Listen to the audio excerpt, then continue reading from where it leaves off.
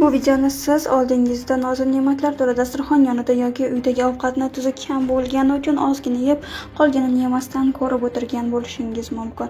Ayni vaqtlarda ko'plab vatandoshlarimiz davlat chegaralari oldida och qornini nima bilan to'ydirsam ekan deb o'ylanib o'tirishibdi. Videodagi vatandoshimiz qozoq shofyordan bir baklashka suv va 2 dona buxanka non olganidan juda xursand holatda sherigining yoniga yugurib ketmoqda. Chegaradagi do'stlarimizning mushkulini o'zi oson qilsin. Biz esa hamisha Allohga shukr qilishni unutmaylik. Вот народ, видите, помогаем потихонечку братьям узбекам. Салам алейкум. Как дела?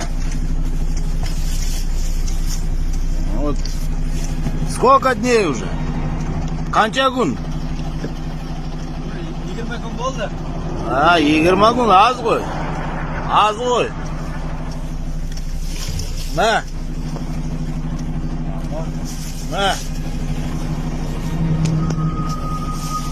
Так вот, помогаем потихоньку, чем можем, давай. Работа. Вот все фуры, все дальнобойщики останавливаются. Помогаем. Сейчас дальше проедем, еще передадим.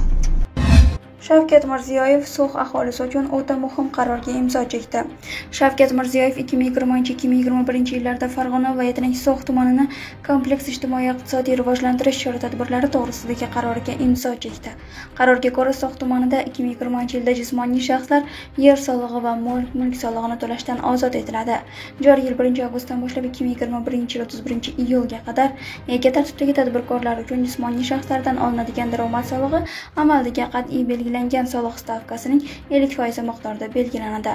Alkogol mahsulotlari bilan chakana savdo qilish huquqini beradigan ruxsat guvohnomasini olish uchun yig'imni to'lashdan ozod qilinadi. Xitoyda kanadan odamga yuqadigan yangi virus tarqaldi. Odamlar o'lmoqda. Xitoyda yangi virus avj olayotgani kuzatilmoqda. U kanalar orqali yuqadi deb xabar bergan Global Times. So'nggi ma'lumotlarga ko'ra, virusni 60 kishi yuqtirib olgan, 7 nafar qurbon bo'lgan. Dastlab infeksiya Jiangsu provinsiyasida aniqlangan.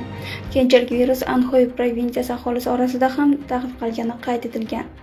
Infeksiyani yuqtirgan bemorlardan birining aytishicha, kasallik yo'tal, issiq ko'tarilishi, shuningdek, qonda leykotitlar va trombotitlar darajasi kabi belgilar bilan kuzatiladi.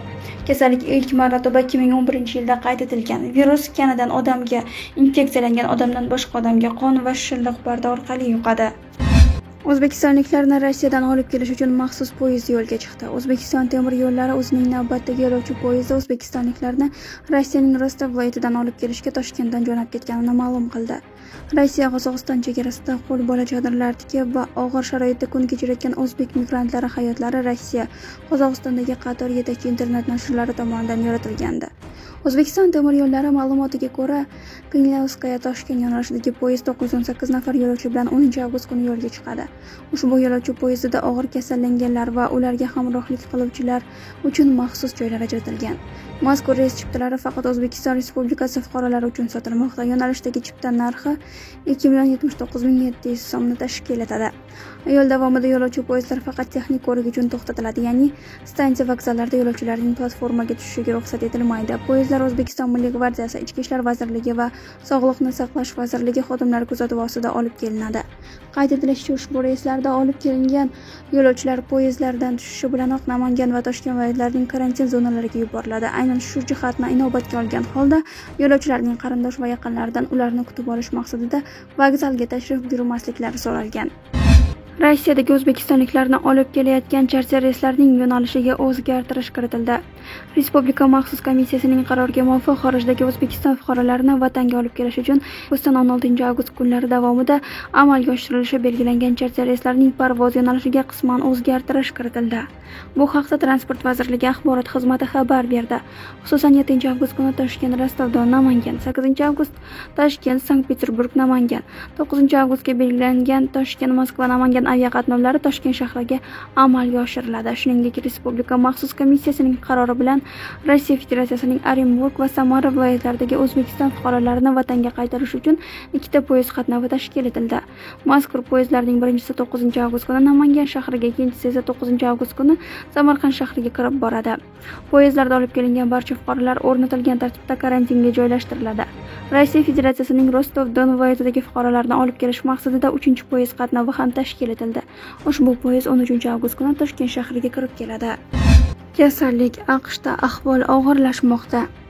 Amerika Qo'shma Shtatlarida pandemiya boshlanganidan beri qayd etilgan kasallik infeksiyasi holatlari soni 5 milliondan oshdi. Bu haqda The New York Times o'z ma'lumotlar bazasiga tayanib xabar bermoqda.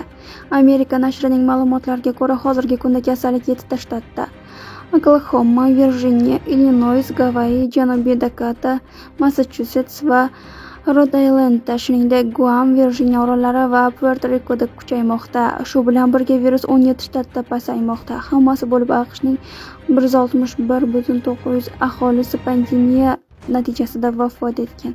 So'nggi bir hafta davomida mamlakatda har kuni 1000 ga yaqin odam hayotdan ko'z yumdi. Ta'kidlanishicha, bunday holatlarning keskin o'sishi birinchi navbatda mamlakat janubida va hokimiyat cheklovlarini tezda olib tashlashga qaror qilgan shtatlarda kuzatilmoqda.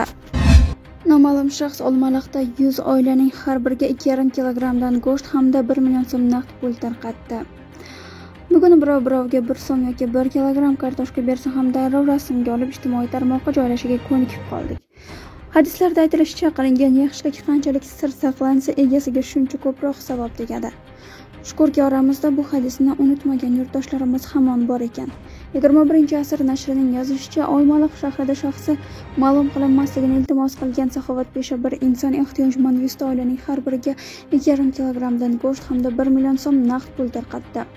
Shuningdek, ushbu xayriya jamoatchilik asosida mahallalarni obodonlashtirishga hissa qo'shayotgan ishchi xodimlarga ham berildi. G'oyibdan kelgan yordam muhtoj kishilarni mushkul ahvoldan qutqargani uchun ular bu saxovatpesha insonni uzoq duo qilishdi. Bejiz xalqimiz orasida o'ng qo'ling berganini chap qo'ling bilmasin. Yaxshilik qil, daryoga tashlab, baliq bilmasa xoliq bilar. Yaxshilik qilsang yashir, yaxshilik ko'rsang oshir kabi maqollar aytilmagan. Bo'jay mahalla fuqarolar yig'ini, maktab stadioni, 4-maktab qishloqdagi o'pshi berilgan yer kimosh savdosida ham emas, boshqada ham emas, sotib, o'zboshimchalik bilan sotib yuborildi. Hech qaysi mutasaddi muassasa kelib xalq bermayapti. Bizni kelajagimiz, bolalarimizni kelajagi uchun qilingan stadion. Biz o'zimiz katta bo'lgan stadion shet. Mana hammasi chiqib olgan. Bolalar o'tiribdi mana.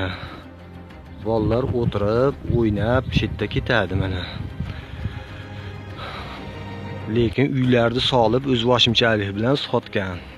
Hech kim xalq bermayapti mana. Mana stadion, shtanga, mana. Shtanga, mana devor. Hammasi sotib olgan. Maktab yerini talon-taroj qilib, prezident qaroriga qarshi chiqib, sotib yuborgan. Mutasaddi tashkilotlardan shuni xalq berishlarini so'raymiz. Hamma yo'q ostin-ustun. Xalq, bolalar qayerda o'ynashni bilmaydi. Hammasi mana uy-joy qilib o'zlashtirib olgan. Xalqning mulki. Shuni mutasaddilardan so'raymiz. Joyiga qo'yib berishini.